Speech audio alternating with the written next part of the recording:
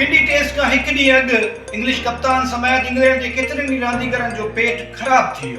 पाकिस्तान ऐं इंग्लैंड विच में 3 टेस्ट मैचिस ते बदल सीरीज सुभाणे शुरू थी रही आहे, पर उन खां अॻु ई महिमान टीम जा रांदीगर पेट जी बीमारी यानी बदहाज़मी जो शिकार थी विया आहिनि। ज़रियनि जो चवणु आहे त इंग्लिश क्रिकेट टीम स्क्वाड जा 14 मेंबर बदहाज़मी जो शिकार थिया आहिनि, जंहिंमें कप्तान बेन स्टोक बि शामिल आहे।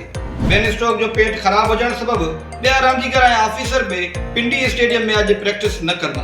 ECB मूजिबि इंग्लैंड क्रिकेट टीम जा रांदीगर ऐं ऑफिशियल्स अॼु होटल में तरसंदा खेनि डॉक्टर्स पारां आराम जो मशवरो ॾिनो वियो आहे। हाणे सवाल इहो आहे त इंग्लैंड क्रिकेट टीम बदहाज़मी जो शिकार छो थी आहे? छा ही इंग्लिश टीम जो हिकु वरी नओं बहानो आहे या वरी खेनि खाधो अहिड़ो फराहम कयो वियो आहे जंहिं खेनि संदन पेट ख़राब करे छॾियो आहे? बहरहाल इहो त वक़्तु ई ॿुधाईंदो। हाणे सभिनी जूं नज़रूं पाक इंग्लैंड टेस्ट सीरीज़ ते खुथल आहिनि। सभई दुआगो आहिनि त हीअ टेस्ट सीरीज़ ख़ैर सां गुज़री वञे ऐं इंग्लैंड टीम माज़ी जीअं को बहानो बणाए वापसि न हली वञे। उमेद आहे तव्हांखे असांजी वीडियो पसंदि आई हूंदी। जेकॾहिं पसंदि आई आहे त पोइ अॻिते बि शेयर कयो, असांजे चैनल खे सब्सक्राइब कयो ऐं बेल आइकन ते क्लिक करणु न विसारियो।